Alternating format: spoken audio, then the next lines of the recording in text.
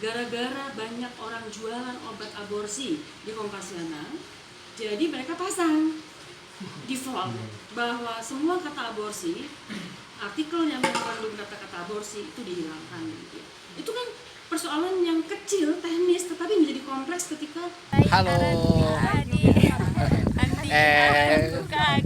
This is my assistant. Halo, Tebu. Hello, Tebu. Hello, Tabu, Cebi. Cebi.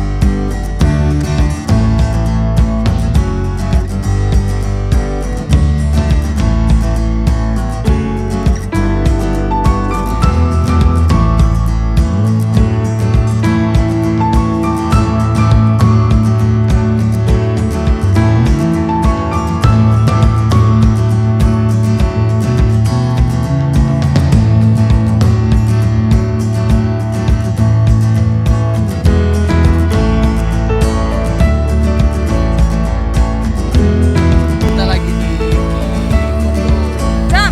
This is Beijing atau pulau yang berada di antara pulau besar dari Nusa Tenggara Barat Lombok dan Pulau Sumba. Itu Sumbawa. Dan this di bawah kaki Gunung Rinjani itulah Pulau Lombok. Today kita with Kak Ari Dewa Bujana. Halo.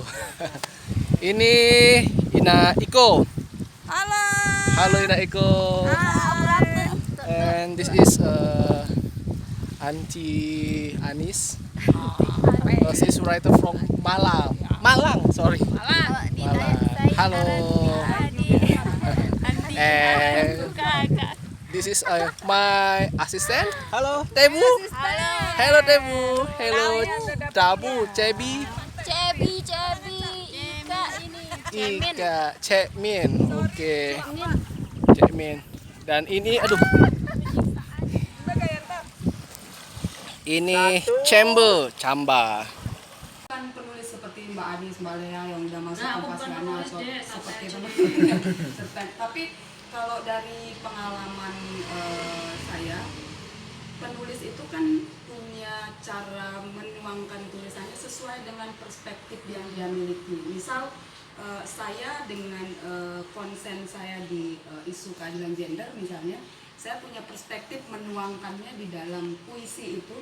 Ketika misal ada sebuah kondisi di Lombok Timur tahun 2015-an itu soal poligami yang kemudian dibolehkan dengan membayar denda 1 juta, itu saya buat puisi yang judulnya Tubuhku Dijual Negara. Dan di situ ada vulgar disebutkan soal saya mengumpamakan bahwa hukum itu penis. Jadi di situ disebutkan dengan sangat vulgar karena memang saya mau menyampaikan bahwa persoalan yang sedang terjadi itu sangat maskulinitas. Karena perspektif saya adalah soal keadilan gender itu. Jadi saya pikir semua punya cara yang berbeda-beda untuk menuangkan ininya ya, karena punya perspektif masing-masing. Termasuk misal walaupun di satu sisi perspektif saya juga soal lingkungan misalnya. Jadi di situ nanti akan ada unsur-unsur itu. Sehingga kalau misalnya kita berpikir bahwa ada kata-kata yang mengandung unsur seksualitas misalnya, itu juga mungkin perlu kita lihat. Tidak harus selalu menjadi suatu penghakiman gitu ya. Ya. Ini mungkin nyambung ya, kalau nyambung aja. Ini kan suatu perspektif. Ada kasus yang lain kalau di Kompasiana itu adalah penggunaan program. Ketika AI digunakan, ketika program digunakan, kata-kata tertentu di search dengan suatu polisi ya, itu program, itu persoalan. Saya sering menulis soal kesehatan reproduksi. Saya tentu menyebut soal penis, tentang vagina, kemudian juga soal abortus. Ketika ada kata-kata abortus, itu tulisan saya nggak muncul. Sampai saya harus konsultasi sama editor, ada apa sih? Ternyata gara-gara banyak orang jualan obat aborsi di Kompasiana, jadi mereka pasang default bahwa semua kata aborsi, artikel yang mengandung kata-kata aborsi itu dihilangkan gitu ya. Itu kan persoalan yang kecil, teknis, tetapi menjadi kompleks ketika semua kata-kata difilter dengan alat atau difilter tanpa perspektif gitu kan. Jadi mungkin saya nyambung tapi dalam takaran yang berbeda dengan di situ. Iya. Kalau puisi saya pikir kita punya bahasa kebebasan di sana. Kata vulgar sepanjang dimanfaatkan untuk mengkritisi sesuatu, itu oke ya. Bahkan si Paroki ini suka banget itu pakai kata-kata puting buku sampai putus seperti itu kan. Tapi saya juga bukan hanya fiksi loh. Aku menyebut semua Ya, yang kita sebut tadi ya opini. di dalam tulisan. Kena ini ya, kena search engine. Oh, tapi nggak ada masalah. Ketika kita jelaskan, saya cari kata pengganti, bukan aborsi, tapi pengguguran kandungan. Ya. Tidak ada masalah. Jadi selama ada argumentasi, ada data, itu nggak apa-apa. Bahkan mengkritik Jokowi pun saya lakukan. Tapi saya selalu dudukkan dalam konteks apakah undang-undangnya yang harus kita diskusikan. Termasuk juga membandingkan contohnya revisi undang-undang KPK. Saya dudukkan kepada laporan-laporan transparansi internasional yang mendiskusikan negara-negara lain dalam kinerja anti korupsinya gitu. Jadi tidak hanya ngomel mengenai Jokowi terus puisi ataupun tidak puisi atau tidak fiksi. Ketika ngomel itu Harus bertanggung tidak akan sampai deh. Saya tertarik dengan kata-kata Anda. Puisi pun membutuhkan satu riset. Iya. Dan ketika risetnya adalah budaya, risetnya ada aspek sosial, aku pengen dengar kata-kata kamu. Kamu harus sampaikan. Kita pengen dengar. Dielaborasi pandangan kamu tentang bahwa puisi ketika itu berangkat dari suatu riset ternyata akan beda. Bukan hanya sekedar ditulis, jadi memang sudah ada Proses pengalaman, internalisasi. proses yang sangat jauh sebenarnya. ruhnya itu Iya. akan terasa. Jadi referensi dari buku, kemudian pengalaman dari lapangan, riset yang dilakukan berulang-ulang. Jadi puisi yang dibuat itu bukan hanya sekedar menulis saja, tetapi ada unsur proses dan pengalaman yang sebenarnya tertuang di situ. Dan kecerdasannya dapat di sini. Kecerdasan menemukan diksi dan mengolah kata berdasarkan fakta itu lah.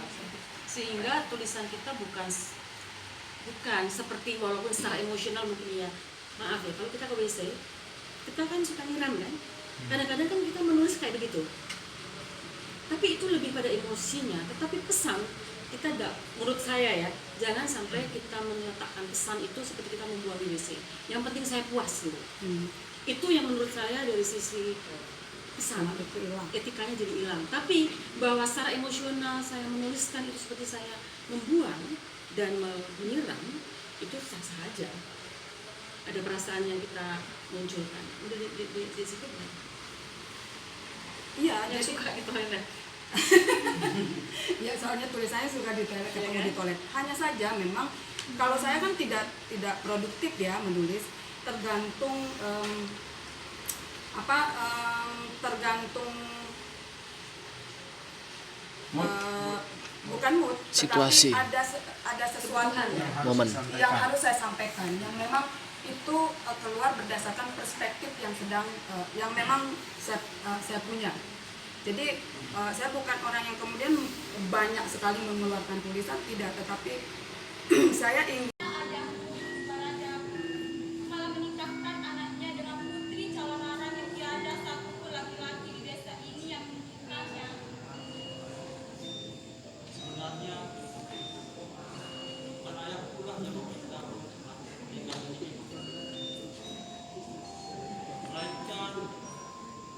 semua tapi ingin aku sendiri.